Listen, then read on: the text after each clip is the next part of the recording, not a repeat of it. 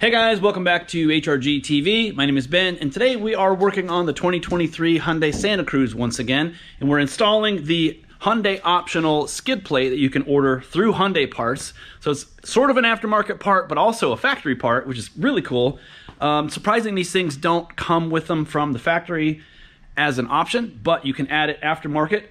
And at first glance, this seems to be a major improvement over the cheap plastic piece that comes on the vehicle. But there is one important thing to consider, and that is that the new skid plate is one solid piece and does not have access points for oil changes. So this is not going to do lube techs any favors. They are going to have to remove the entire skid plate to do an oil change, whereas before there was a couple of little knockout things they could just pop off. But I honestly think it's a small price to pay to get the added protection for the underside of your car if you're a maniac like me and you like to take your vehicle into places it probably shouldn't go, off-road, hitting rocks and stumps and things like that. With that said, I think we should get into the install and see how difficult this is going to be to install on the Santa Cruz. Wow, well, I can see why a lot of people are just switching over to iPhones. This is my GoPro, which has continuously frozen up on me. Lost the footage, filmed this whole thing, and the file's corrupted. It will not work. Basically, I have to do this again using my iPhone, which always works. All right, you can already tell the skid plate doesn't use all the same mounting points as the plastic piece. It looks like there's going to be 8 bolts total mounting this to the bottom of the car. And it does come with some hardware. Ooh, and it looks like some instructions. So I did look at these instructions, and I gotta say they're completely useless. For one, this QR code does not scan. This would take you to the video that Hyundai filmed to do this installation. Can't scan that, and I know nobody's gonna type all that in, so that's pretty much pointless. The other thing I noticed is that it calls for a 13mm socket, which is for installing these standoffs right here, but that is a 17. Big fail on Hyundai for that. Maybe it'll show us where to put stuff, but honestly, we could figure that out on our own. So these instructions actually are pretty much just trash, so I am going to throw them away. All right, underneath the Santa Cruz, up here you have a total of 11 of these 10mm bolts. You actually only need to remove 8 of the bolts, and as you can see here, the GoPro froze up. But basically, you're going to take those 8 bolts out and replace them with the standoffs included with the kit. Keep in mind these are only an M6 bolt, so you have to be very careful. Do not over torque them and shear them off.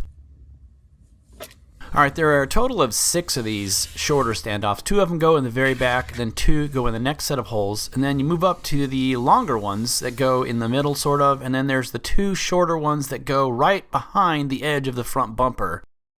The next step is going to be to install 2 of the bolts in the rearmost holes to support the back of the skid plate so you can place it in position. Now, I was tempted to just reuse the factory bolts, but it turns out they're way too long.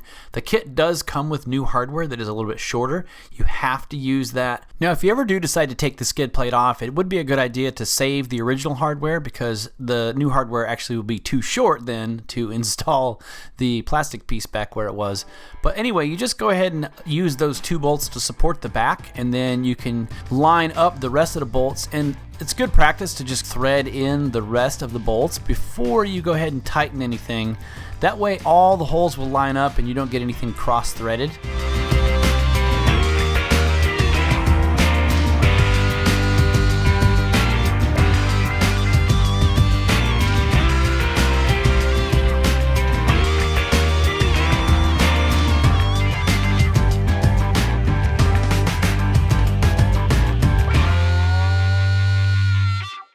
So there's the finished product, and you can see where all the bolts go pretty easily here. And I gotta say, the only thing I don't like is it doesn't cover the front edge of the front bumper. There's a lot of plastic exposed right there, and as you can see, I've hit some things. It would be nice if the skid plate protected that, but you know, maybe there's an aftermarket solution for that.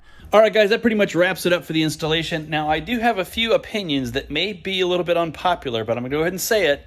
Having a mechanic background, lube techs are going to hate this skid plate. You have more bolts to take out because this skid plate, being that it covers up the factory plastic cover, means you have to then remove both to get access to change the oil. The other thing is the way this hardware is designed, it could easily get locked together where it won't loosen or tighten. Now, the first thing that's going to come to some people's minds is you just use Loctite on those inserts, but the problem is those have to come out to take off the plastic part to do an oil change. So you can't lock them in with Loctite. So I promise you, after a couple of oil changes, all that hardware is going to be destroyed. There's going to be issues with remounting this skid plate after the lube techs have removed them and placed them back on to do oil changes, because this being M6 hardware is very thin, very fragile. It's not rugged and tough like, say, an M12 or an M14. So anyways, that's my opinion. Other than that, it's a very clean installation. It looks good. I know it's going to do something to protect the bottom of the engine from rocks and stumps. But anyways, I appreciate you guys, as always, watching to the end, and I'll see you in the next video.